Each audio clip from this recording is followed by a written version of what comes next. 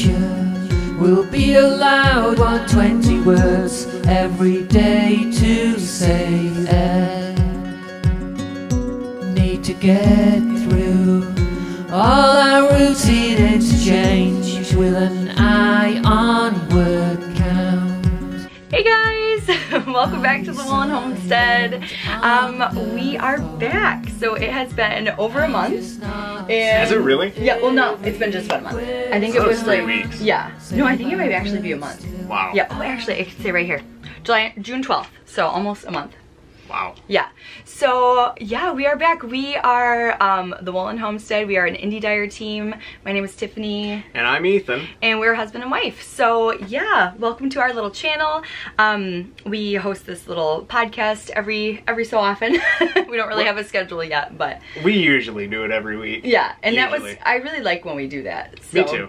Me too. But we got a ton of life stuff to explain. Oh my gosh. Why we haven't been doing it every week. Yes. So you guys are gonna get a lot of the Woolen Homestead content today because rambling. Yeah, all the rambling. We have so much to talk about. So, all right, this is podcast number 63, and it is Monday, July 9th, 2018. So yeah. Yeah, it's been a crazy couple of weeks, but crazy. Yeah, good crazy. Some of it was good. On my end, it was not all good, but oh, yeah. Yeah, but it was it's good. We're going good now, and yeah, so we're happy to be back and chatting with you guys. I guess we'll give you guys an update on what we've got going on in the group. So we have a Ravelry group, and you can find by searching the Woolen Homestead in the groups tab on Ravelry. We have a couple of Knitalongs. If you are knitting any mittens, join our basket of Mittens KAL, and I think we got to get you knitting mittens. I think you would really enjoy it. Definitely. Yeah, I think you really enjoy it. So if you're knitting mittens, gloves, fingerless mitts, anything like that, come join the basket of Mittens KAL. It's co-hosted with Carrie, who is My Wool Mitten on Instagram. She has the Serenity Farms blog, so her link to her blog will be in the description box below, as well as the show notes will be down there. And works in progress are allowed, so anything, even if you started it last year, you can still enter it. And we have a hashtag basket of Mittens KAL 2018, and you also get double entries if you use the Woolen Homestead yarn. So all you have to do is just post your mitten picture twice in the finished objects thread. We've also got the Summer Socktacular KAL, and that is running until August 31st. So any socks that you are knitting, they can also be works in progress. Go ahead and enter them in, and same goes for this KAL, double entries if you use the Woolen Homestead yarn. So once again, just post your picture twice and you're good to go. So, and the hashtag for that is TWH Summer Socktacular 2018. And definitely, you know, although it's not required for the KAL, post on Instagram too, man. Yes. Tag us. Instagram's algorithm's really weird. We don't see stuff immediately. Like, yeah. I've got an Instagram too, and I'll see posts from the Woolen Homestead 5-6 days after she's posted it at the top of my feed. Yeah. But if you tag us, then we see it every time. So if you've posted something really cool and you even mention us in there and we don't comment or don't respond, it's usually because we just simply have not seen it. Right, because sometimes comments will come through or likes will come through, and it pushes those comments way down, and we might miss it. Definitely. So tag us. We love to see people's projects, and whether it's with our yarn or not. Yeah, I mean, exactly. If you're just knitting along, you know, for the sock knit along or the mittens, please tag us. So for sure. Next up is our Podiversary giveaway. So in the last episode, we announced that we were having a Podiversary giveaway because it had been 2 years since we started this channel. And yeah, so we had the Leaves for All Seasons pattern by Jan Ewell, who's a Michigan girl. She donated that pattern to us, and the original pattern that she had knit for that shawl was used out of our Hagrid's Happy Hour colorway. So you will get the pattern and the skein of yarn for your prize. So we picked a winner using random.org. And the winner was number 108, and that was Skein Sagas. So we don't know what your name is, but if you could give us a contact either through Ravelry or Instagram. So I'm Woolen Homestead on Ravelry, and it's the Woolen Homestead on Instagram. Go ahead and contact us there and give us all your information, and we will get your prize sent out to you. And then what did she say for her comment? Skein Sagas writes, I think my favorite color would have to be Happy Little Narwhal. I only recently discovered your podcast by accident and really love what you're doing. Awesome. Thank you so much. Yes, thank you, Skein Sagas. I'm glad that you stumbled upon us, and I'm glad you're enjoying the podcast and our yarns. So you might have spelled color wrong. Wink, wink, wink. But it has a U in it. But we'll forgive you.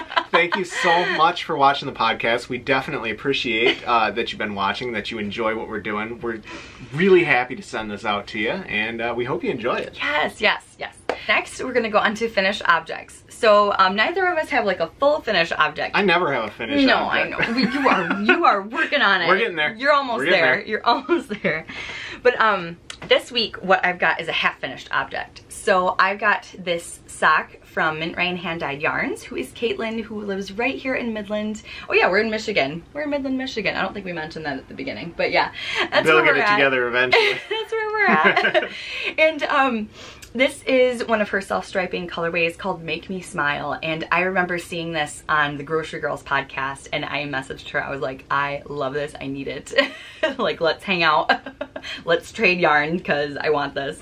So I really love this. The pink is a skein of, oh gosh, it's a Norwegian company, but it's just a pale pink. It's just a plain pink, and yeah, so that's my heel.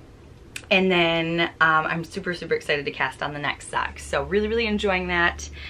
And I love Caitlin's yarn. So I highly recommend it. That's our finished objects for the week, isn't it? Yes, it is. All right, we'll have more next week. Oh, next is a works in progress. Ethan, would you like to start us out with works in progress? I would. I got progress for you. All sorts of progress. Okay, so my vanilla sock, which is a pattern that we've just kind of been stringing together. Yes. It started out as socks for dummies or something. Yeah, knitting for dummies, which perfect. Perfect for me. But I've finally gotten to the toe. I have not started the toe yet, but I'm there. But look at this. It's ridiculous. Like, yeah. Okay. Yeah. I'm glad you're knitting now so that I can get a break from knitting your socks. Okay, this is my first project ever. It's bordering on masochistic at this point because I got to do a whole nother one. But I'm learning to like it. In my defense, I tried to talk you into knitting something else. You did. Well, it's not my first project. My first project was a washcloth, and I was like, true. Yeah. That's true. Yeah, we did. I forgot about that. Or something. Yeah. But, I forgot about that. Well, look at the length on this thing. Yes. I mean, I'm not saying I've got huge feet, right? But your size 11s, right? US 11s, yeah. 12s. Yeah. Depends on the shoe, but. And I'll look at stuff that you're knitting with worsted weight yarn or even DK, and it's like, oh yeah, 20 rows and half the project's done. And I'm like, oh yeah, 20 rows got me like an inch, maybe. But I'm super proud of you of sticking with it though. It's a lot of fun. Like, I really do enjoy it. But it is a ton of knitting. Yep. And I'm looking to, I'm dyeing up that that yarn for the hat. I've got some worsted weight yarn, non-superwash. Yeah, we had a lot of suggestions on colorways for that. People suggested like camel colors, which I thought was cool, and I think that would be really perfect for you. I thought that was a cool suggestion. And so I'm going, when I do the second sock, it's probably going to be another year-long project because I think I'm going to really, really like the worsted weight and working with the worsted weight, especially when I'm just beginning, getting a project done quickly and a project that I can use. Yes. Like, I like the, the washcloth. It was fun. You picked up on it so fast. Oh, thank you. You did. You really, really did. But at the end, like, yeah, you can use it, but it's not the same. You can't wear it. Yeah. I mean, you'd hope I wouldn't wear it, right? But you just pin it into your hair. Yeah, that's what those week-long camping trips are for. Yes. But so yeah, this is on our blueberry crumb cake base, and it knits up really cool. I really enjoy it. Not a lot of pooling. Some nice speckles of gold in there. We actually got a lot of comments from the giveaway on, we had asked what people's favorite yarn were, and people really liked blueberry crumb cake. Yeah. We got a lot of comments on blueberry crumb cake, a lot of comments on my favorite color is October as well. So and that'll be coming back soon. So and you dyed this yarn. I did dye this yarn. This was actually the first batch of yarn I'd ever dyed. This is when I was learning. So So yeah, you can kind of see here that you know, it's coming along. Oh definitely. My gosh, I'm so proud of you. So I'm starting the toe. We're gonna do that today. Yes, that is happening. I am so excited for you. And what needles are those? These are high sharps. And boy, are they sharp. Are the See, not for me. Okay. Like, they're stabby. a little pokey. But the cool thing is, like, I'm just kind of like a walking callus. And so... You are. I am. And so they don't bother me. Like, I can knit with these all day long. You know, on this hand I've got... you should show these. You got these. They're kind of gross. You should show them though. On one, you know, on both hands I've got calluses from weightlifting. I've got calluses from playing guitar. I've got calluses from working on cars. A lot of scars from working on cars. Yeah. But yeah, no, I don't know if you can actually probably see them. Yeah, you can probably see them, and they're thick. Yeah. They're really thick. Actually, when I was training for competitive powerlifting, I would have to file them down with Tiffany's pumice stone, which she liked. But but you have to file them down every single week because they get so thick that it would hurt to grab anything. Yeah. But That's crazy.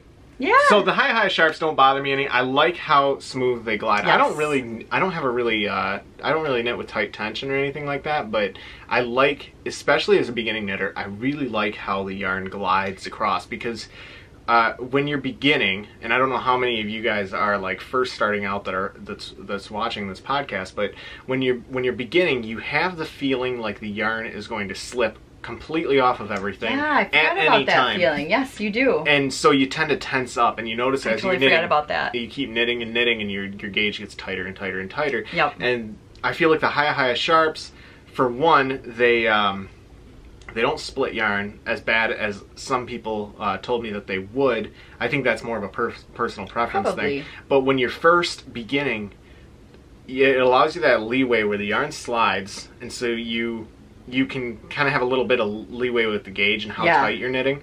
Really assists you, I think. But when you're doing like slip knits and things like that, you can, amazing.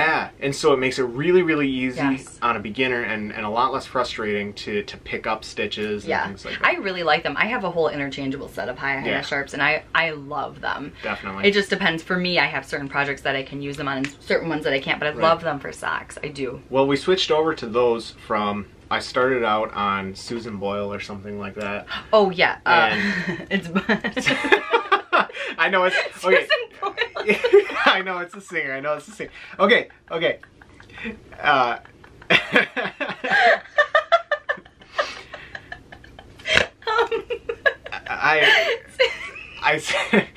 So I started out. I dreamed a dream lady. I know. So you guys know what I'm talking about. So I started out on some cheaper metal needles. Bates I know. Boy. Okay, I know. But we went from those to some carbons, and I didn't like the carbons. Susan Boyle, we're a big fan. But I love her. She's amazing. Awesome. Oh my god. It like took a minute for me to register what you said. As soon as I said, I'm like, oh man, should I go with it? And then you started cracking. I'm like, oh. Okay, yes. But anyway, so we went with the carbons. I didn't really like the carbons. I felt they were a little bit too grabby. I didn't care for those either. No, I've met a lot of people that liked them. Yeah, I really wanted to like them, but I just didn't care for them. But that's personal preference with everybody, yeah. Well, I'm kind of a gear nerd, and when I'm like, oh, it's carbon, you know, carbon and steel like meshed together, like it's gonna be awesome, like it's so metal-y. And no, it didn't work for me, unfortunately. But they were built really nicely. Yes. They were built really nicely. We still got them bumming around here somewhere. But yeah, so definitely happy with the high sharps. And we shall have a finished sock for you next week. It's going to happen. All right. Come hell or high water. This all right, is cool. All right. And you'll have a new one cast on so you don't get second sock syndrome. Yes. So. Okay, so what I am working on, and I wanted to mention too, you knit a 72 stitch sock. That's what we did for you. So that's what I've done when I've knit you socks too. So I think that seems to fit you pretty well. There's a lot of stitches in that sock. There's a lot of stitches. So what I am working on and have been working on extensively is my Sapila sweater. So this is by Caitlin Hunter of Boyland Knitworks, and this is in my Daisy Girl and Company bag. There's her logo. I adore this bag. I want to get more from her. I really love this. So you can just see your project, and the fabric is so nice. It's wonderfully sewn. I really love these little tags that she puts on the end to cover up the zipper ends. It's so cool. What's cool about that bag too is if you got a project you know you're putting off, and you're putting off because you're getting through a spot where you just don't really want to work on, it kind of guilts you into working on it, because you see it, staring at you can't just put your project into solitary confinement and stick it in the corner. It's not out of sight, out of mind. You have to look at it. Right. Unless you shove this in the drawer, then there's no hope. But I just kiboshed your theory. Sorry. Completely. Just down. Maybe because I've had to do that before with some project. Feel like you need a timeout. So, like I said, this is Sapila by Caitlin Hunter. And I am adoring this. So this is out of our yarn, and I've got the Dove colorway and Orchid. And if you recall, last time, oh my gosh, I completely cast this new one on since last time. So this was the old sweater that was cast on, and I just found out that day that I had switched my colors when I cast on. So this is supposed to be the Orchid colorway up here, and then this was supposed to be gray. This is the background. So I was so sad, but knew that that was the right thing to do for me to just recast on. So shortly after that podcast, I recast on, and oh my word, I am so much happier with this. It's looking really good. Oh my gosh, it's really fun to see in the camera. But yeah, I really love this, and I have been working like crazy on this. I'm so happy I switched it. So I'm almost through the yoke, and then it'll just be straight knitting on the body. So yeah, super happy with that. I want to share my little progress keeper, or no, it's my stitch marker. This is it's a little owl, and there we go. And he's got little glasses on. Your mom made him for me, and I just think he's so cute. Oh, no, he doesn't have little glasses. Or does he have glasses? No. What do you think? No, this is little feathers. It's his little feathers. It looks like he's got glasses on. It does. It would work. It like matches my glasses. It does. I think he's wearing glasses just like mine. So although let's talk. Okay, we're splitting hairs over a blue owl with a blue beak. But he's cute. He's so cute. He is, but what I'm saying is I don't think that, like, whether he's got glasses on or not is the topic. Right. It's necessary. This is a debate. Right. We'll get to the bottom of it. So yeah, I love that little stitch marker, but I'm super happy with this project. I'm using Knit Pick Sunstruck needles. I think I mentioned this last time that I was using Hiya Sharps on my original one. Then I realized that with the metal needles at a looser gauge, it really hurts my wrists, and I've been really enjoying the wooden needles on this project. And yeah, I'm so happy with it. I love it so much. So cannot recommend this pattern enough. So excited. And yeah, we've been binge watching Riverdale, and that's what I've been working on while we watch that, and I love it. On the record, you've been binge watching Riverdale. I've been sitting there reading hunting magazines. This is off true. the record. I mean, I know it's on the record, but off the record, it's actually a really intriguing show. I like it. But on the record, he's not really watching it. It's just me. Right. Off the record, you're totally watching it with me. It's a bad show, but it's a good show. It's I don't think it's that bad. I really like it. Dude, it's bad. Like, it's okay. No, I really like it. I can't even hate it. I really like it. So. But here's the thing, though. I mean, it's based on the Archie comics. Mm-hmm. If it wasn't a little cheesy, you'd wonder what they were doing. Yeah, exactly. You know, like it kind of has to go with that. Right. Yeah. Totally. But I mean, it's totally geared towards like teenagers and like young adult, you know, like not like tweens or anything, but like I'd say upper, you know, high school into college and stuff is what it totally is what it's geared at. But I love it. Yeah. It's really good. Yeah, but I have a really bad habit of looking like at the police investigations and things like that and going, that wouldn't happen. Nah, yeah, I know. Right. We were doing that last time. Not sure, we'll just let them look at the morgue. Yeah, cool, yeah. Right? They're teenagers. Go ahead, just walk right in. But yeah, I love that show. So yeah, that is one of my works in progress. Mm-hmm. I've got one other one that I wanted to share with you guys. Yeah, this is the biggie. It's a monster. This is the biggie. So.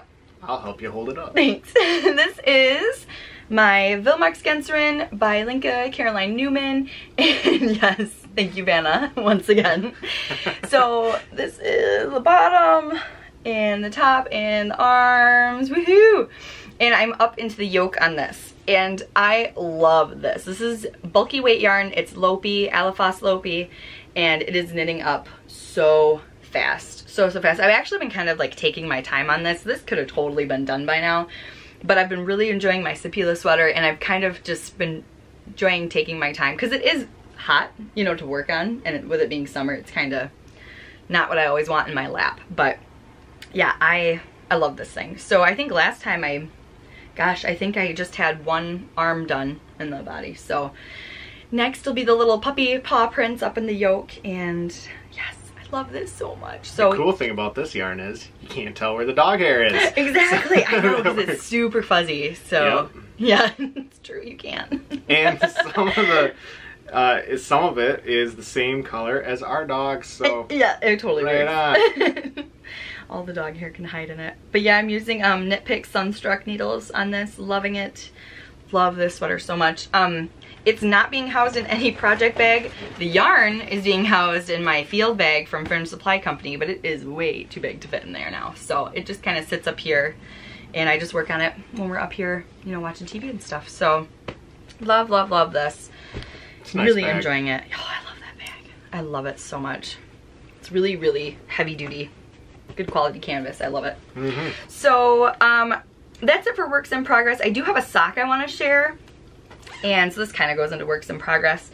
I just cast this on since we last talked. This is our watercolor colorway, and it's on our sparkle base, so it's probably not, you probably can't really tell here, but You can see a little sparkle. I love this so much. Love this so much. So here is where I am at. But I just really wanted to try out this base and see what it's like, and I'm really, really enjoying it. There we go. And yeah, so I love how these colors work up. I really, really enjoy this colorway. I think you should definitely dye more of this. I love it. I will. Love, love, love it.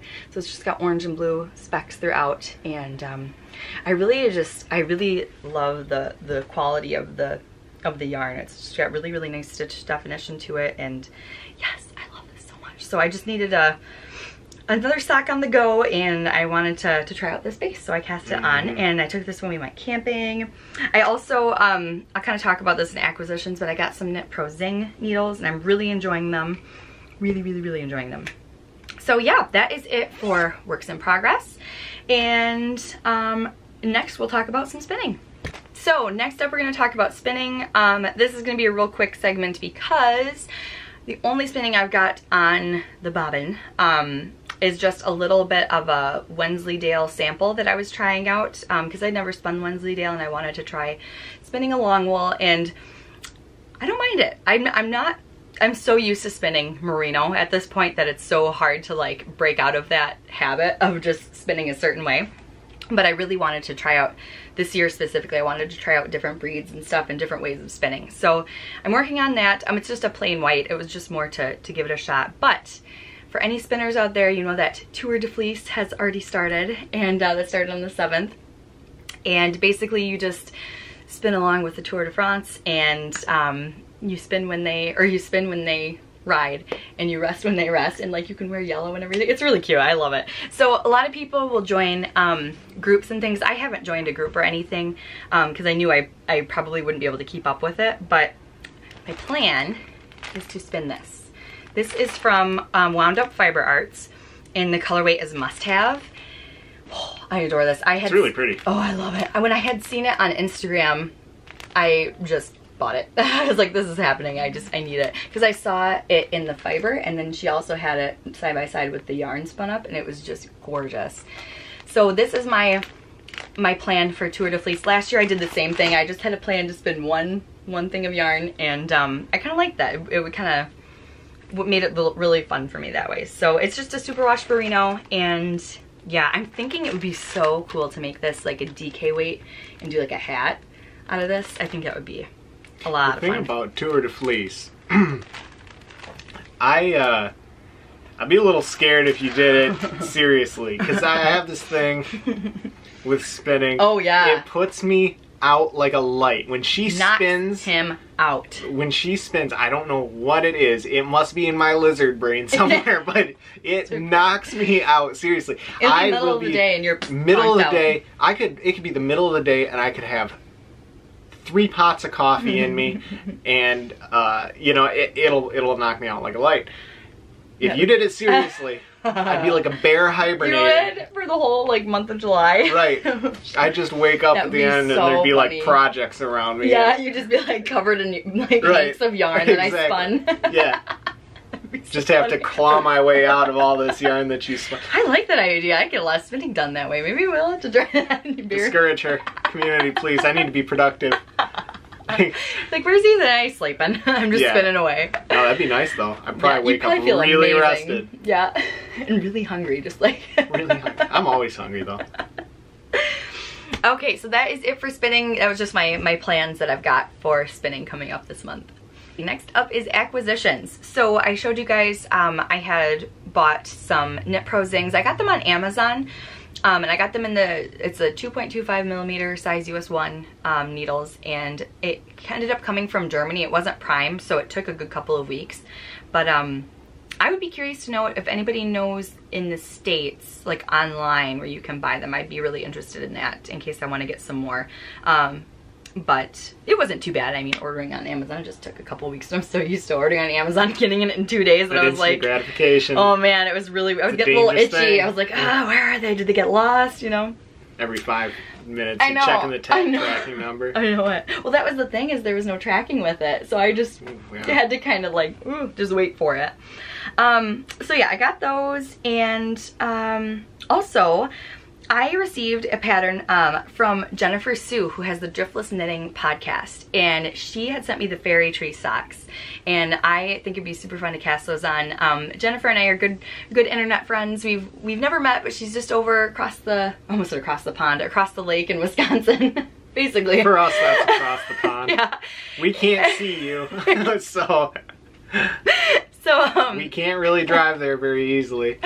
So yeah, she's over there, and she, like I said, she's got the Driftless Knitting podcast. We started podcasting the same year, and yeah, we always have good chats. I really like Jennifer, and go check out her podcast. It's the Driftless Knitting podcast, and she had sent me those that sock pattern because I had been having a really rough couple of weeks at work, and you had so sweetly put up a post on Instagram for people to send words of encouragement, which I thought was so sweet. I was at work, and all of a sudden I'm getting like all of these like comments like on my like notifications on my phone, like what is blowing up? And like I checked, and I was like, oh my god, it was so sweet. I was at work when I saw that, and you guys are rock stars, by the way. That totally made her day. Oh my gosh, and I was like, oh, so sweet. Like I was like emotional over it. It was so sweet. So everybody left tons of comments. I was flooded with messages of encouragement, because like I said, it was just a really rough couple of weeks at work, and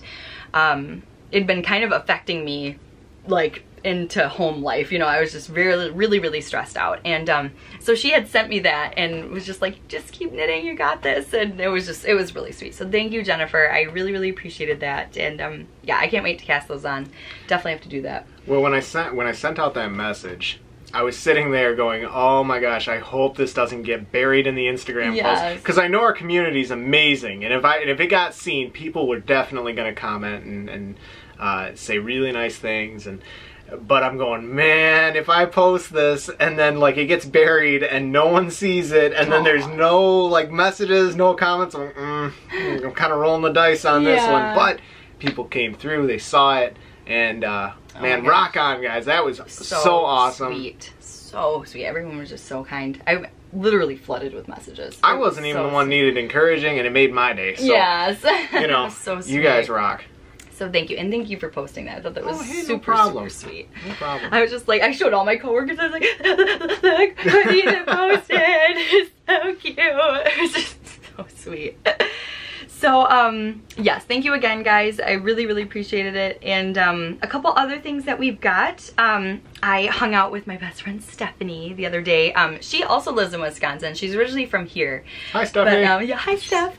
And so we are knitting buddies. She got on the knitting train, and I was like, oh my gosh, this is like my best friend's knitting, my husband's knitting. Like, I pretty much got this like amazing thing going on. And so whenever she comes and visits her family who live like in the next town over, we usually try to get together and go to Barnes & Noble, get coffee and things. And I got to squish her little baby and just cuddle on him, and he's just so cute. And I got to see her husband Justin, and she brought me this little bag, and oh my god, how cute is that? So she said she found this at Target, and I love it. So I'm using this as a Notions pouch, and I actually have a shirt that looks like this, and so like it matches my shirt. So oh yeah, you do, don't you? Yeah, I do. And they kind of go together. Yeah. Like, the shirt's white, isn't it? Yeah, yep, it's okay. like, yeah, like a cream color. But yeah, so thank you so much, Steph. I love this. I cannot wait to put Notions in it. And yeah, so happy to get that. So that's from Steph. And then you surprised me with some things. I did. You went on a camping trip for a couple of days. And up in Osneek, which is for Michiganders, that's up near Alpena, correct? We're gonna try and do this correctly this time, because the last time when I was showing, it was backwards, because we've got a monitor up top that we can see ourselves in, and so it's got to be backwards from what I'm seeing. So yeah, so it's got to be like, okay, yeah, that should work. That should be good. Sorry if this is wrong again, but I think you got that. Yeah, we'll work on it. Yeah, we'll get it. It's a team effort. Yeah. Okay, so we're like right here. By the way, this is something all Michigan people do. Yes. We're like right here in Michigan, in Midland, and Osneek is like up there. Up there, and it's right on Lake Huron. Yes. Oh, so pretty. And I had gone up there camping because Tiffany wasn't able to go. She had stuff to do, and I was working, you were working. And so you weren't able to come up with me, and so I just went camping, and you just really needed a camping trip. You just needed like a zen sort of a trip, and yeah, well, you got to go kayaking. And the thing is, I'm a big hunter. I love going out in the woods, and I love going hunting.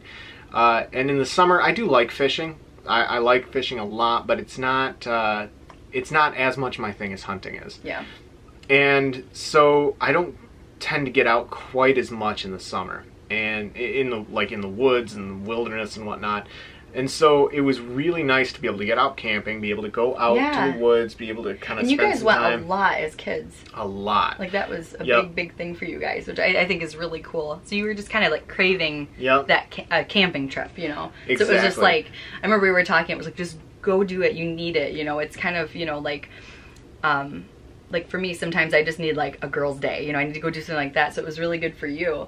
And then it ended up working out that when you came back, you were like, you know, we should really, really go on a camping trip. And so with my job, we have an 8-week schedule put out ahead of time. So if you want to take time off, you have to do it 8 weeks in advance, at least. And so with the way things have been going on at work, I hadn't put in any time for the summer. Just, it totally slipped my mind. Like usually in the past, we've had enough people that like, if you didn't put it in time, you could kind of like switch with somebody, but right now we're pretty short staffed. And so I hadn't done that, and so I was like, I don't know when we're gonna go camping. So I just put in, I think it was, by this time it was August I could put in for. So we got some time off in August.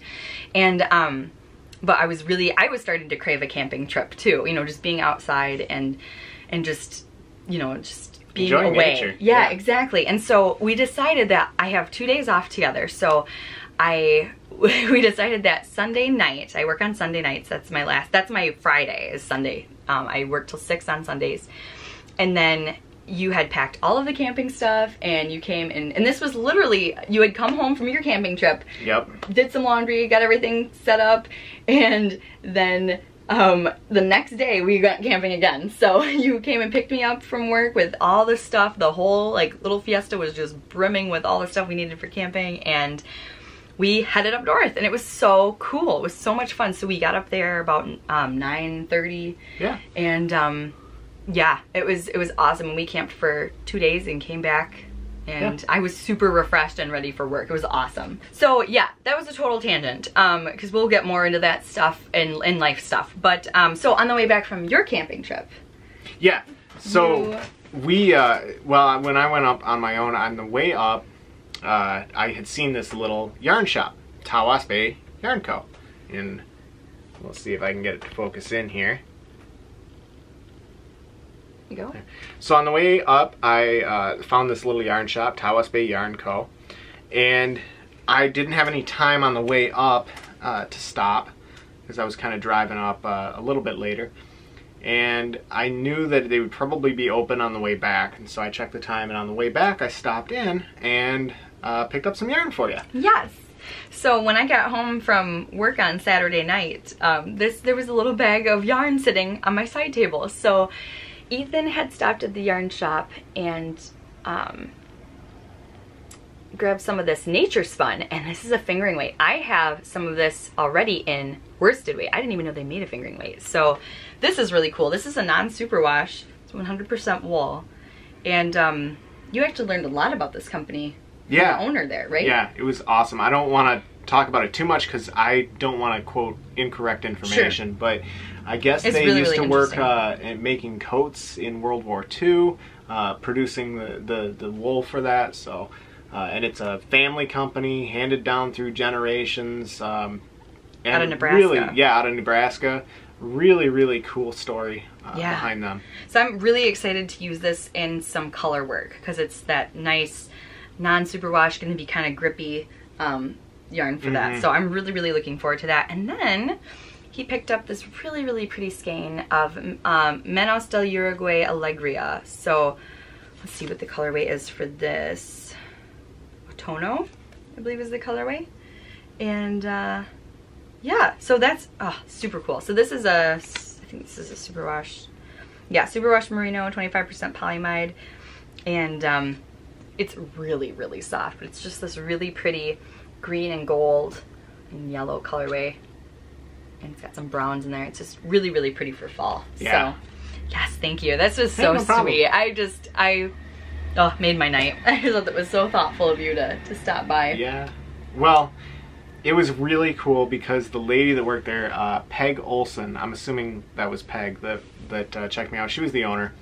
And she was super, super nice and came over and told me all about Tawas and told me all about any of the yarns I was looking at, which was really, really cool. Treated me just like any other customer. That's so cool. Which is not the experience I've had in some yarn shops. I won't name the yarn shop that I went to buy your Christmas present because we don't want to, you know, talk badly about anybody by name. But and this is kind of a funny story, but I had gone into a yarn shop to buy some yarn for Tiffany. And the lady there was just standing over me the entire time. Wouldn't even really say anything. Kind of hovering. Kind of hovering, and I knew what I was looking for.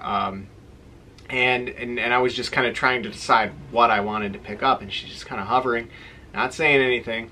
And then all of a sudden she launches into how much theft she experiences, and I'm going, really? Yeah. Really? You think I'm gonna steal yarn? Because you were in your usual, like, you know, fall garb, or no, it was Christmas time, so yeah, like your winter garb, so you were, you know, you weren't the normal clientele, which that's not really fair, you know what I mean? That, well, it was kind of interesting, and I mean, I kind of chuckled about it, you know, the whole situation, but yeah, so it was really nice to, and it was the only time I've ever encountered that at a yarn shop, right? But, it just kind of had put a bad taste in your mouth, you know. It was just kinda... Well, yeah, but this lady was so awesome, Peg, and she was very, very talkative, very, very, very congenial, and definitely valued that I was there, and yeah, it was really cool. I was able to tell her the story about the shop and how we got started dyeing, and we had a really good conversation. That's so sweet. So yeah, definitely if you're in the area, go, or if you're, you know, in Michigan at all on a trip or anything, go check out Tawas Yarn Company. It was right on the highway, wasn't it? Right off of 23. Yeah. So definitely go check it out. Get some souvenir yarn. So, yeah, that is it for acquisitions. So next up is shop news. We will be having a shop update this Friday the 13th of July. So, I was talking to my brother about that a little while ago. Yeah. Friday the 13th apparently is only scary in October because that's when the Knights Templar died. Oh. But it's actually statistically supposed to be one of the safer driving days of the year. Yeah, when you hit a Friday 13th, because everybody's all like nervous about it. Yeah. But every single month that starts on a Sunday has a Friday the 13th. Ah, that's cool. Fun fact. Yeah, Trivia. fun facts Trivia from the Woolen Homestead. Yeah, I learned that on a Wikipedia trap, I think. You and your Wikipedia traps. I get it bad. I love it. So, yes, we're going to have a shop update then, and usually we have them at 6 p.m. Eastern time, so go ahead and check it out if you so desire, and there's a direct link in the description box below to our Etsy shop, and we also have free shipping on U.S. orders, so if you want anything and you're in the U.S., and also sometimes if you are like international, sometimes there's like little discounts on international shipping, I've noticed. So yeah, we don't upcharge on international. Sometimes people get a pretty decent discount. They get a deal, yeah. So just as a heads up. We'll take the hit for you. Yeah, we gotcha. We gotcha. And yeah, so what's in the shop, and then what are the plans for fall? Okay, well, we'll start with what's in the shop, and then we'll go into plans for fall after I get through all of this, and hopefully I don't get derailed too badly. But it's okay. We will start out with one of the coolest colorways that we dye here at the Woolen Homestead. This is Groovy Unicorn. Yes, and it is very groovy. It is very groovy. And basically, this is fluorescent. Totally. Under a black light, all of these colors glow. Every single one of them. And I designed it specifically to do that. When I was selecting the colors for this colorway, I actually looked at all of the dyes that Dharma had, and I purposely selected stuff that was fluorescent. So it looks so cool. Really cool. Really fine speckles on this. You know, you get some blazed orange and some really deep purples and some you know, just really vivid green. It's really, really neat colorway. And actually, Caitlin and Mint Rain Yarns, I think, had knitted up a pair of socks with this. Looked pretty neat. Yep, you can see that on her Instagram. Absolutely. If you go back a couple. And then we have Hagrid's Happy Hour. Yeah, this is kind of a long-standing favorite. This one, originally, the history behind this, originally I was going to dye a Hedwig colorway. Yeah. It's supposed to be brown. But one of the dyes that we use in this, it was supposed to be like a one dye, one speckle yarn. And some dyes, the color, if it's not just one solid color, what they'll do is they'll incorporate a lot of dyes into the dye itself. And when you speckle it, the dye breaks into all of its component colors. That's what happened. It's a really here. cool effect when you want it. Beautiful. And and it was a brand new dye that we had gotten. And I was thinking, oh, this will be great. The color that the dye came in would be awesome for what I was trying to do for Hedwig. And it happened to be one of the ones that broke. And so it ended up like working great, because this one's been pretty popular. And so we try and keep it stocked in the shop. But yeah, that's Hagrid's Happy Hour. There's some really deep purples, some deep greens, and yeah, this makes an awesome shawl. People have knit socks with it, I think. Hats, sweater. Yep. Yeah, it's really, really cool. On DK here, we have Stormy Night. Yes, nice tonal purple. Yeah, definitely. And this one is, what's really cool is this particular purple goes with a lot. Like you can see it. A lot of our colorways. And this is on DK and Sturdy Sock here. We do have some on Sturdy Sock. We do, yep. If you did want to pair them. But, you know, it pairs well with Hagrid's Happy Hour. It pairs well with the next one we have up here. This is brand new to this week. Yes. This is Wanderlust. Yes. This is... This one's itchy cool. To not say it with a German accent, because I took German for 5 years, so I have to say it that way. I have to. But this is Wanderlust, and basically, yeah, it's just super speckled with color, and it's speckled throughout too. Yes. It's not on one side or anything like that. This one is so if speckled you knit a pair of socks with this, you're not going to get where sometimes you'll see it's very saturated on one sock and not saturated on the other sock. This is going to have... Yeah, and that effect makes an awesome effect in a... especially in a shawl where it's like saturated and then the speckles slowly fade. Yep. This one, it's speckled completely throughout, so you know, between skeins or between socks it should stay pretty consistent. But you can see that next to Stormy Night. Yeah, Stormy Night is a real... How neat, huh? Yeah, it really, really works well with a lot of colorways. Definitely. And then works with those. Oh, yeah, the next couple we ones. have Tiny Dancer. Yes, Tiny Dancer. So this has been another one. People have liked this pretty well. We try and keep it stocked. Generally, we've got a lot of colorways that are kind of like our mainstays. You know, blueberry crumb cake, strawberry rhubarb pie, Hagrid's Happy Hour. We try and keep those into the shop pretty regularly. This is quickly becoming one of those. People seem to like it pretty well.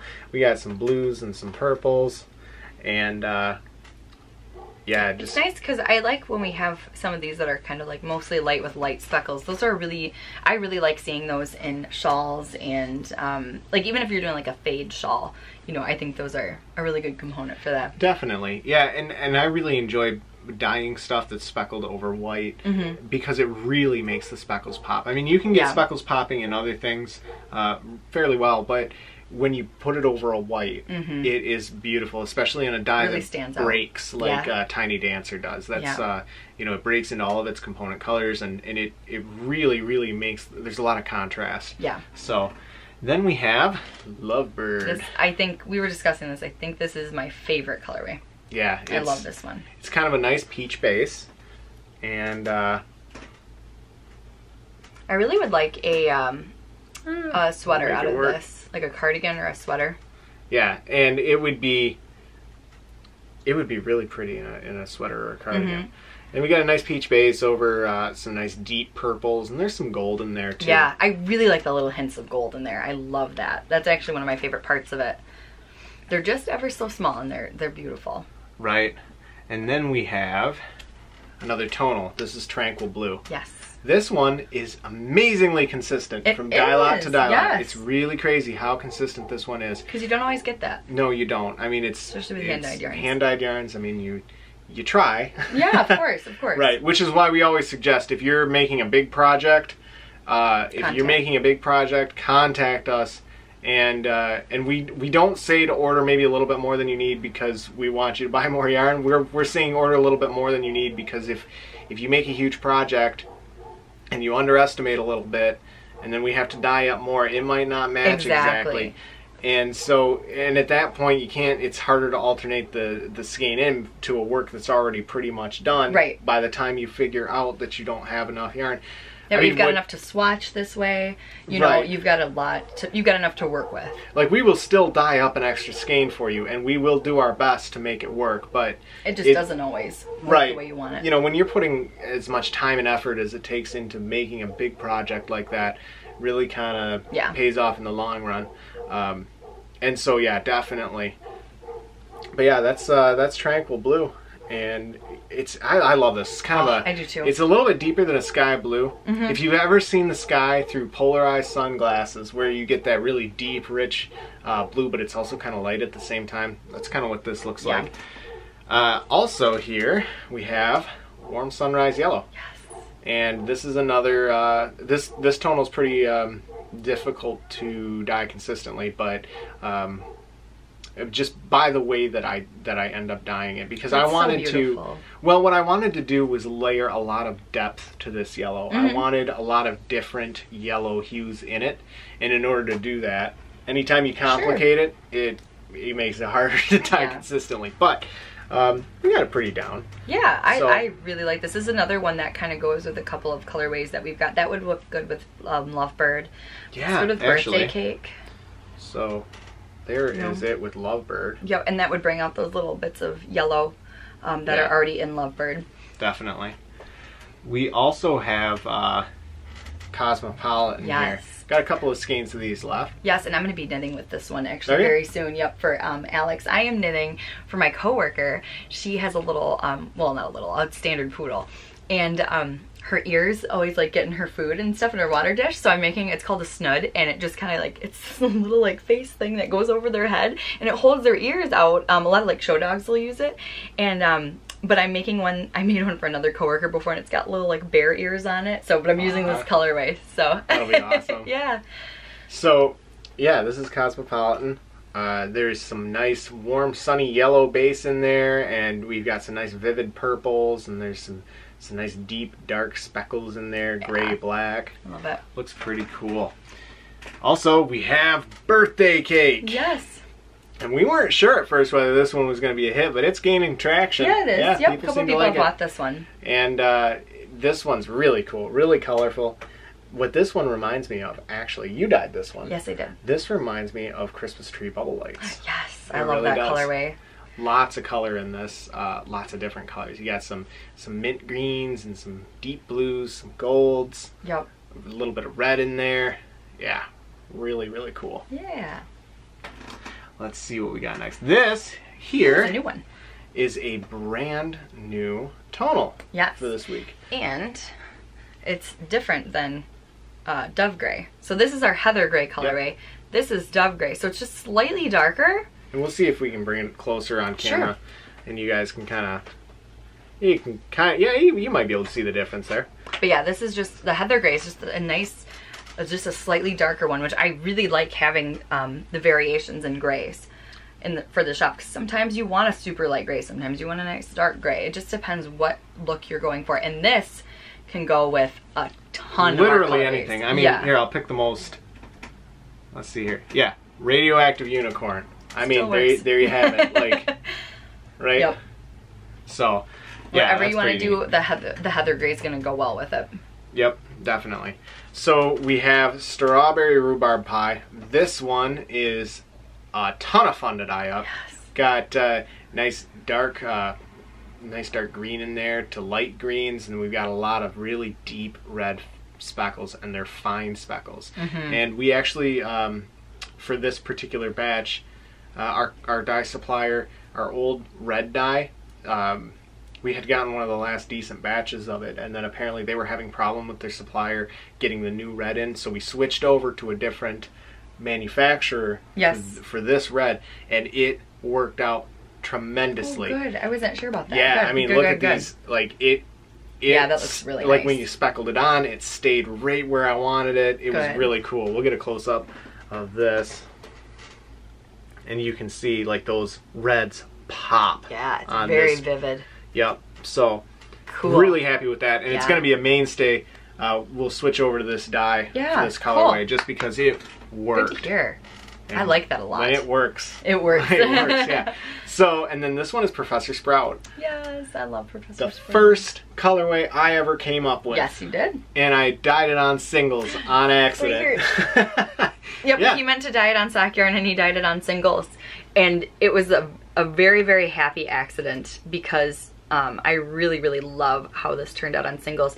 And I'm kind of missing having singles in the shop. What do you guys think? Do you want to have singles back in the shop? This was like a very short run. I think it was just this colorway that we had on singles. It might have been. And then we haven't had it since. I've kind of been itching to work with singles, but I never know, is that just me or do others want to work with it as well? So let me know what you guys think if you want to see singles back. It's really cool though, like the difference of how dyes, you know, across different bases. I don't know if you can tell here or not, but like specifically in like the darker speckles on the singles, you can see a difference. So I just think it's really neat how it definitely saturates it a lot more. Mm-hmm. I mean, I think there's less strands for it to actually, for the dye to penetrate, and so when you get those speckles, especially on a single strand of yarn, it sets right there, and you know, so. And it's a super soft merino.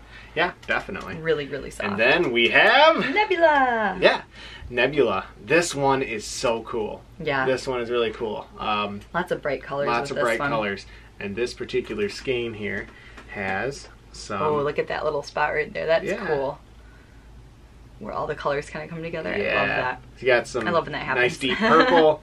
That's a nice deep purple. You've got some greens, some black speckles. We've got some magenta in here. Yeah, if you want some like really fun bright socks, that's a good one. Definitely. We also have Marvelous. So this is the last tonal we've got to show you today. And this one is really neat. Yeah. Yep. This is a good like classic colorway. This would also go good with Lovebird. A lot of our tonals, like we were saying, you can just kind of, if you want like a two-color shawl, a two-color cowl, you know, it depends what look you're going for. If you want something nice and muted and, you know, like soft colors, we kind of cover the bases with like soft colors, bright colors, vivid colors, you know, whatever you're looking for. So we've also got sock kits that are going to be coming to the shop. Mitten kits. Or mitten kits, sorry. Yep, we're going to have mitten kits coming. That's what I meant. Yeah, I know. And But yeah, we're gonna have the mitten kits. I don't think we have any mauveless, but if I mean, if someone's looking for a mauveless mitten kit, we could make one. So definitely. So I'll grab what we do have here. Yeah. There we go. So we've got, these are gonna be the 3 mitten kit pairings that we'll have. So each of these colors will be paired with a white for the mitten kit. And the mitten kit that we're referring to is the Songbird Mittens by Erica Heuser. And yeah, so we'll have the 3 options. It's Fern, Magnolia, and Tranquil Blue. So yes, I really love that pattern and highly recommend it. And each mitten kit includes a 20% off coupon code, and the coupon code gets sent with the mitten kit on like a cardboard or like a cardstock piece of paper. So yes, definitely.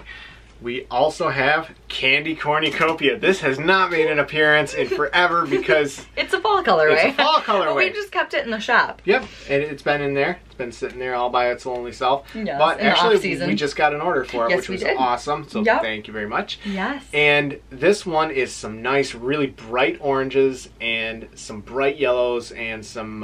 It looks like a big hunk of candy corn. Yeah, it does. It does when you.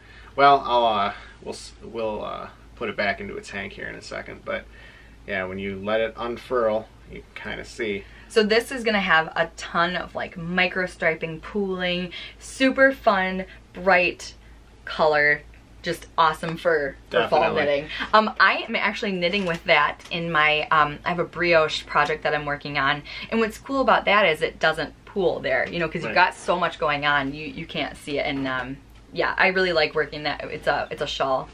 Yeah, and it's really fun that way. It'll be awesome. So now that we mentioned the fall yarn, yes, fall yarn good segue. is gonna start coming into the shop. We are so excited because as knitters we got to start now, getting ready for fall. Absolutely. So over the next couple of weeks, we'll start introducing some fall colorways. You're going to see sweater weather come back. Yes, sweater weather for this year is going to be revamped. Yes, I've got the old one right here. Yep. So sweater weather this year is going to be completely revamped. This was the old version. Yep, and we're going to keep the spirit of it. It's going to have the same colors, just a different dye technique. Yep. This was, I had started knitting it up. So yeah, that's what it's going to look like. And, or that's what it did look like.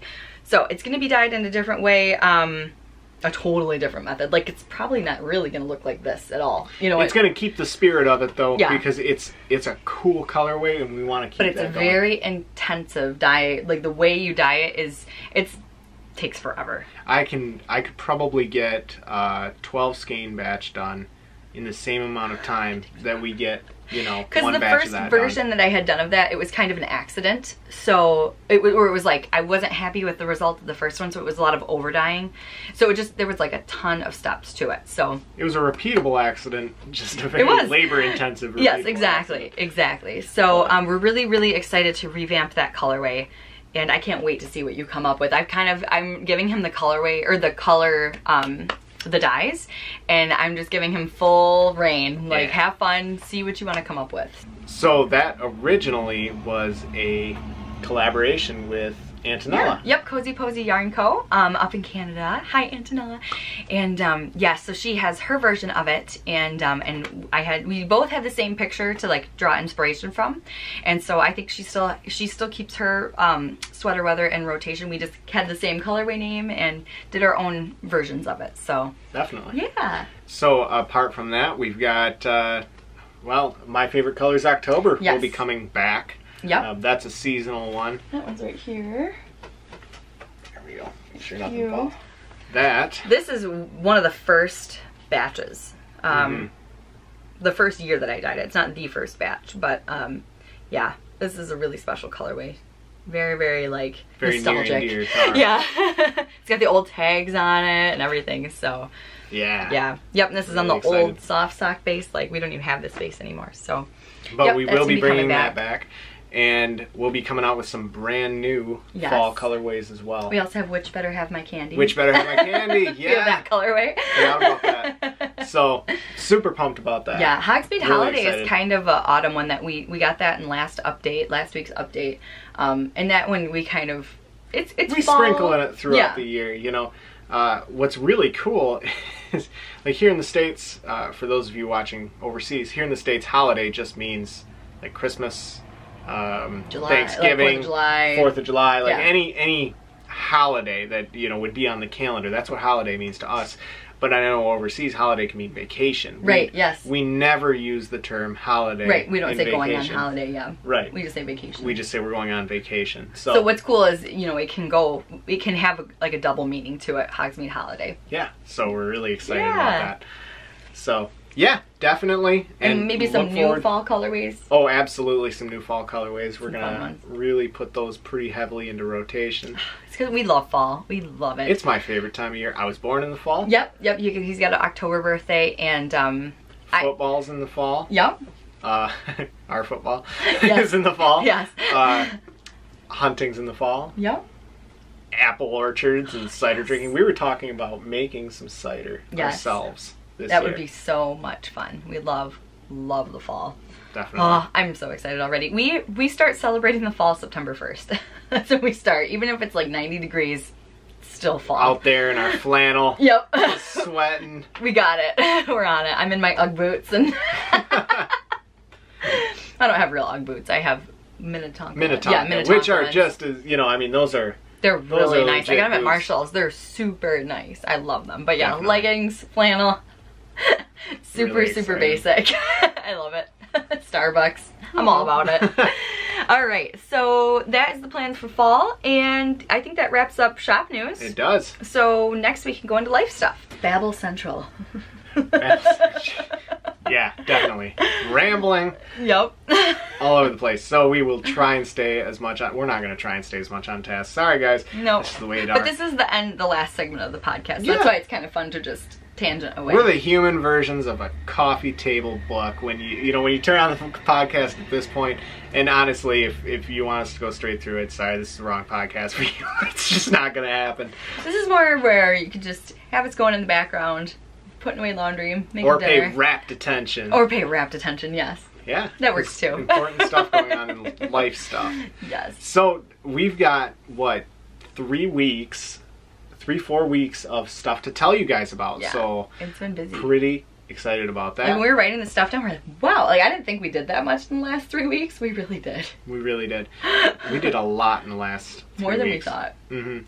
So you got a new kayak, another new kayak. We're not talking about the old kayak, another new kayak. Yes. So we were out kayaking with the old one. Yep. And I was just struggling. Man, bad. Because instead of dealing with taking 2 vehicles, which now we got the truck fixed. But before, when we had the truck fixed, it was kind of a deal in order to take 2 vehicles for us to go kayaking. So what we were doing was just going upstream and then coming back. When we were doing that, in my kayak that we had, it was like... It was a hard. rough scenario. It was so hard. I was just struggling. Puffing and puffing. I was, literally. And I was like, oh my gosh, I am so out of shape. Like, I really felt like I was out of shape. Well, we stopped in the first... well, it was like the 3rd trip we had taken, and we stopped in the middle of the river, and I said, okay, just get into my kayak. Mine's a little bit longer. Yep. And I said, just get into my kayak. I'll try yours out and see how it is. And I got into her kayak, and we paddled upstream, and it was rough. Brutal.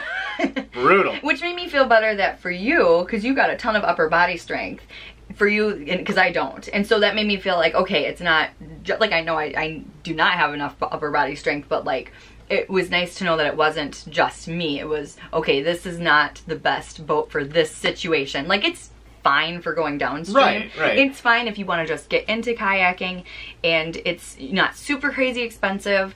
And if you just want something, paddle around on a lake, like a still lake, pond, whatever. Yeah, it's great for that. But we were really starting to get into this, and we were doing a lot of going upstream.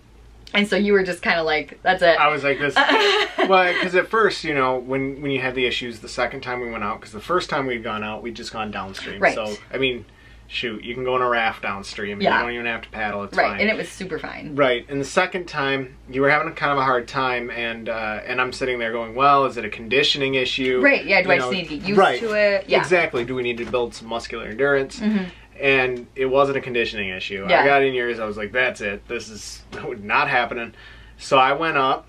the next day, 2 days later, a couple something days like later, that. yeah, I was at work. I was working till 9 one night. I didn't know you were doing this at all. I had no idea. It was so cute. Got you a Riot 11 skeg, which is like a sea kayak kind of. It's like a little mini sea kayak. It's so nice. Streamlined. It's got a little drop down skeg. A skeg, the difference between a skeg and a rudder controls direction, and you can basically with a rudder move the rudder back and forth to kind of control how the boat's going in a direction. A skeg is simply a fin that drops down into the water, and it controls you to keep you going straight, which in a kayak, in a current with wind, is one of the major problems that you have, is keeping the kayak going straight. Tracking straight is what they call it. So this one on the side of the kayak, it's really, really cool. It's got a little lever, and you can move the lever to adjust a skeg that drops out from the bottom of the kayak. Right. And it's streamlined, it's really slim, it just cuts right through the water. Yeah, and you came to pick me up from work that night, and I come outside, and on top, I had no idea you were doing this, and there's this big, huge kayak on top of the car and the wrapper and everything. I literally walked, I remember there were customers still checking out, and I walked to the end of I was in the front doors, and I went, no way! Like, I yelled it. And like, I was so excited. I was so excited. So we ended up selling my original kayak to your brother, and so now he can come with us too. And yep, so it's so, I love this kayak. So then we went kayaking, and we went upstream, and I was like beating you guys. Like, I was zooming. I was going so fast. So then that was really nice to know that it was this kayak was made for this, you know. My brother and I were like lagging behind, and she's just paddling, you know, and we're going I know. I was like, slow down. I was like not even phased. Yeah, it's not even night and day. It was amazing. It's so nice. I love it. And then you took it on a fishing trip, and I did. Yeah, it's amazing. I love it. Caught, actually, on that fishing trip, I caught the biggest catfish I've ever caught in my entire life. Yeah. It was a flathead catfish. We don't get a lot of flatheads up here. We have a lot of channel catfish, which are a little bit smaller, but the flatheads are huge. And this catfish, and this is not a fish story. I've got the pictures to prove it, actually. She does. This catfish was about that big. Yeah, it was huge. It was that big around. And I've got, well, I've got orangutan hands. Yeah. So, like, you know, I can palm a basketball. Yeah. Oh, and I could not grab this fish. I had to grab the fish with like 2 hands and then put it against the kayak to get the hook out. It was insane. So that was really cool. Also, go fishing in a kayak sometime. You turn into Captain Ahab, and the reason that happens is because you hook into one of these fish, especially a big one. It takes you for a ride. It does. You're just going down the river. I was so into like actually reeling in the fish and catching the fish that I didn't notice I was even moving. I had started out in a little still like pond area. It was a little well, it was on the river, but basically there was a sandbar with like a tree growing on it that jutted out into the middle of the river, and what that had created was this whirlpool and this eddy, and right behind that eddy and the whirlpool there was a really still area where the current couldn't get to, and so you could just paddle right back there and set the kayak. And when you go fishing, a lot of times one of the best places to fish is right at the end of one of those little currents, because what happens is it swirls all of the little food and chunks of dead goodness that the fish like to eat, and it just swirls it right to them. So they'll sit at the end of those little whirlpools, and they'll wait for the food to come to them. So I was casting into that, and I'm sitting in this still area of river, and I hook into this thing, and all of a sudden I notice the kayak's going, but I'm not paying much attention to it. And once I finally got the fish up onto the kayak, I look back, and I'm like 200 yards from where I originally started. It had taken me that far. That's crazy. Because I mean, think about how much effort it takes to actually move a boat around, a small boat. Not much. And so with the amount of power in those big fish, you go for a ride. Yeah. It was so cool. That's awesome. So cool. So yeah, the kayak has been amazing. I'm really, really happy. We went on a big trip, huge trip one day, 5 hours of kayaking. It was awesome. 6 miles. 6 miles. It was fun. I loved it. And that we took 2 vehicles. We did. So we just went downstream, but it was and I got really so burned. You got burned. Yeah, and we even applied sunscreen, but we just didn't. I got the weirdest tan lines on my legs. Yeah, you did. Like halfway up my shins is tan now. It's just this like chunk. It is. It's just like a chunk. Like a rectangle, yeah. Yeah, my feet are white. On your the rest of my legs are white, but like half of my shins are burned.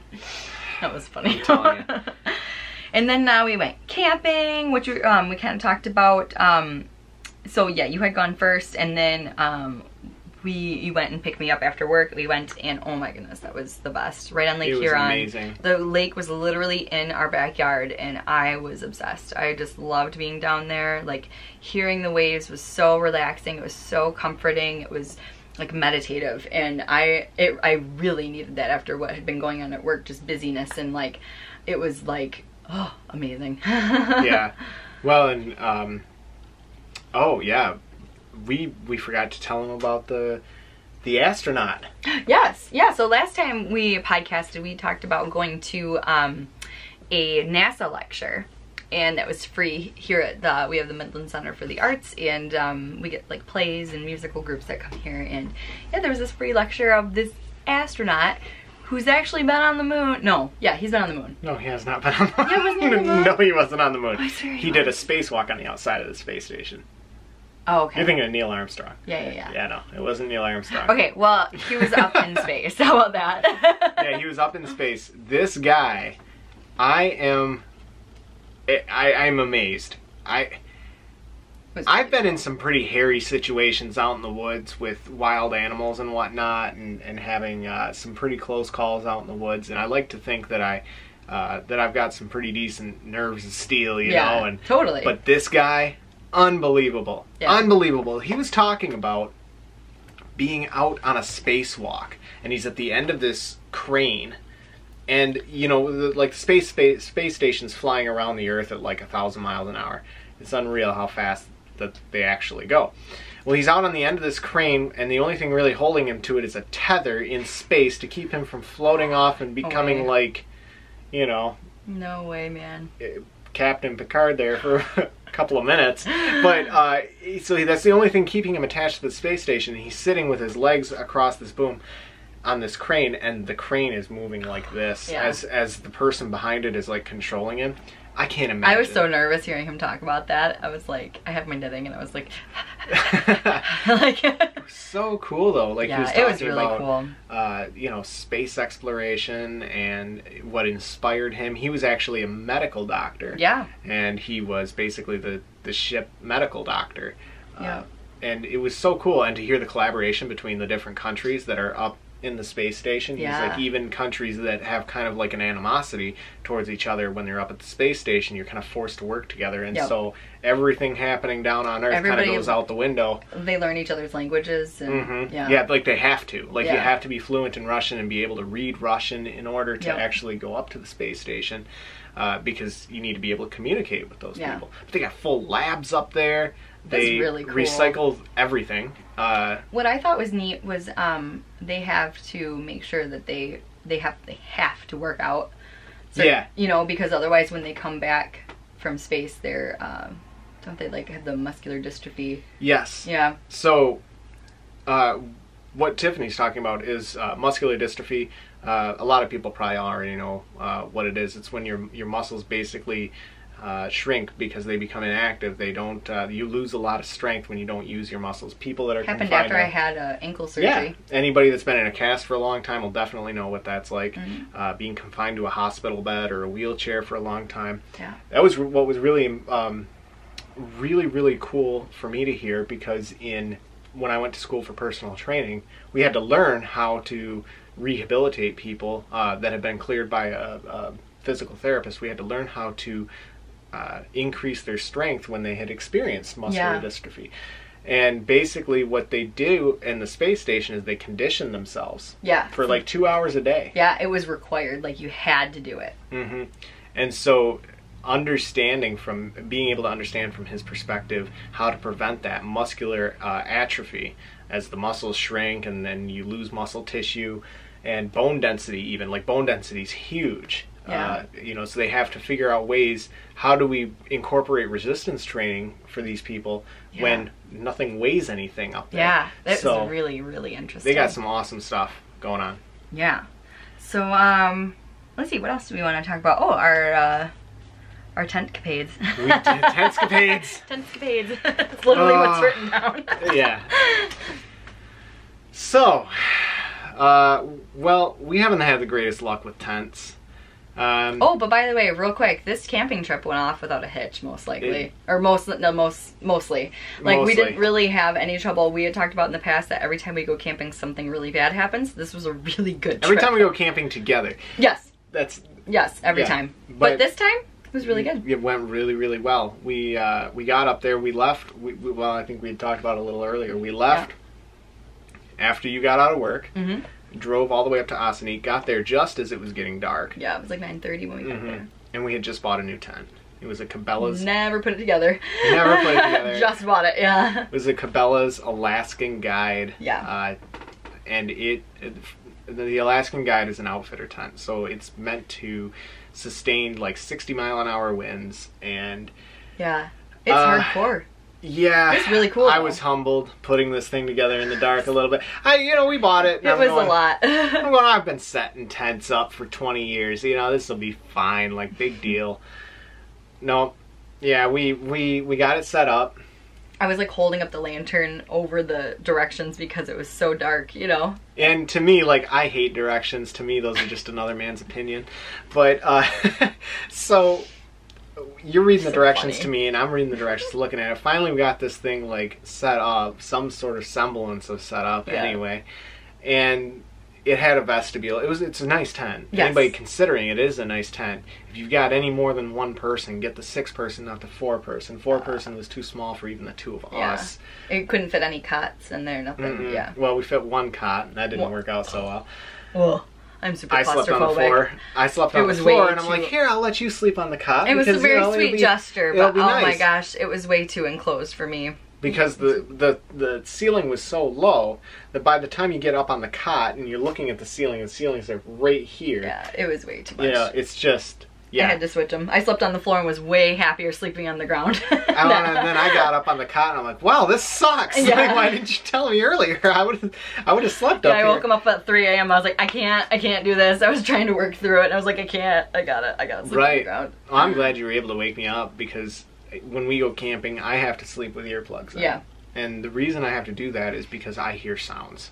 And I'll hear like a chipmunk. You zone in on them. I zone in on them. I'm so used to it from hunting, where you're sitting in a stand and everything's dead quiet, and then you hear a sound, and then immediately you go from your parasympathetic nervous system to your sympathetic nervous system, which is like your fight or flight, sort of. And you get like a little rush of adrenaline, and you try and pinpoint where's the sound coming from, what kind of animal's making it, is it the animal that I'm after, is it coming into range, like all of these things go through your mind. In the middle of the night, that happens to me every single time. Yeah. So if we got your earplugs, and that helped. Helped a ton. Yeah. Helped a ton. So we ended up taking that tent back because it just didn't suit us for this. We tried it out and we were just like, you know what? Just not what we need. The vestibule was like, you had to like get down and like crouch, and like I fell out of it a couple of times, and like it was, I like tripped getting in and out. But yeah, so we decided to go with, there's a canvas tent. Yeah. Kodiak canvas. Yeah. Friends and neighbors, this is the coolest tent in the world. 6 feet tall in the middle. You can 6'6". You can just step into it. It's really, really You can't cool. even touch the ceiling when you put your hand. I can, but yeah, you can, but I can't. It's nice. So cool. So I don't have to worry about being claustrophobic in that one. And it's totally weatherproof. The new canvas technologies are awesome. Yeah. Some of you that are chronologically gifted will understand what I'm talking about here. Nice. I like that. Will understand what I'm talking about here. Old canvas tents, for anybody that hasn't camped in an old canvas tent, they were kind of the worst of both worlds. When you get rained on, the rain would come through and it would get really like mildewy, and they didn't, the only upside to them was that they kind of breathed pretty well, whereas a lot of the nylon tents don't breathe very well, and you get condensation up in the ceiling by the time morning rolls around. And the canvas tents breathed really well, but if you waterproofed the canvas, then it didn't breathe really well. This one has a treatment on the canvas And I can say for certain that it works because I did test it out. Yeah. And it's waterproof. The canvas is totally waterproof. It will survive a torrential downpour. I sprayed it down with the hose. Yeah. Like, it was really cool. And your parents have one and they really like it. Yep. It's wonderful. But it still breathes at the same time. So we're really excited about that. We were roasting with the other one as well because it's made for, like you said, it's an outfitter tent. It just wasn't really what we needed. It was a nice tent, but just not what we needed. Definitely. So yeah, we got the new one, love it, and can't wait to try it out. We're planning to go camping very soon. And yeah. So let's see, what else do we got? I hung out with Caitlin a couple weeks ago and I took Ella with me. We sat outside the coffee shop and my baby girl, she's my lab hound mix, for those of you who don't know. And I got, for both of our dogs, I got these little saddlebags. Oh, our battery's dying. Oh goodness, we're flashing. Okay, and I had this fully charged, so this is gonna be a long one. A long one. So I'm gonna wrap this up real quick then. So yeah, we hung out, got coffee, and Ella came along for the ride. It was super fun. I hung out with Steph. We got coffee. That was last week. Super fun to see her and her baby and Justin. And oh, I also put in here, I cut my hair, but you can't tell because I put it up in a bun. Yes. And my coworker cut it for me, which was wonderful. And yeah, I also learned how to give myself a face frame, so I did that through YouTube. That was fun. I highly recommend it. She did a great job too. Like, thank you. It was fun. I just sat in front of the mirror messing with it. And then the last but not least, we just want to talk about you're reading Lord of the Rings. I am. Really I finally started wading through it. Okay. Yes.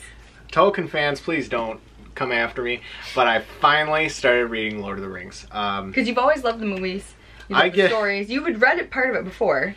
If I were to add up the amount that I've read and the amount of times that I've read it, I've probably read the trilogy 8-9 times. Right. The problem is that I usually stop about a quarter of the way through the first book, and I can never finish. But now I'm making it my mission to finish, and it's getting there. I'm starting to enjoy it a little bit. Good. My problem is with Tolkien is that I feel like he over-describes the things that you really don't care about and under-describes the things that you do care about. And I understand that he's trying to build the world and trying to really give you a sense of what the world that these characters are living in is like, but it gets really tiring after a while. He was definitely into maps, he was definitely into geography, and it really comes out. It's starting to get better though, right? Yeah, a little bit. Yeah, I mean, it's getting there. That's good. But it's fun. They're fun books. Yeah. Well, we've also we're gonna run out of time with the 25-minute mark that we've got on our video, so we are gonna probably have to wrap this up real quick. But yeah. So, and I don't want to lose our battery. So I hope you guys are having a good week. I hope you stuck around for this. You can always chunk it up into segments. That's what I do with long podcasts too. Yeah, marathon it. And yeah, I hope you guys are well. Feel free to give us a like and subscribe. Hit the notification bell if you enjoyed this podcast. And yeah, do you have anything else to add? Yeah, comment down below. Yes, we love hearing from you guys. Leave us your questions. We're going to be doing a Q&A video. So go ahead, leave your questions below. We've also got one in Ravelry, a thread there if you want to leave your questions there. We're just kind of compiling them so that we don't have like a 5-minute episode where, you know. So, all right, well, we'll see you guys next time. Have a good week. Bye.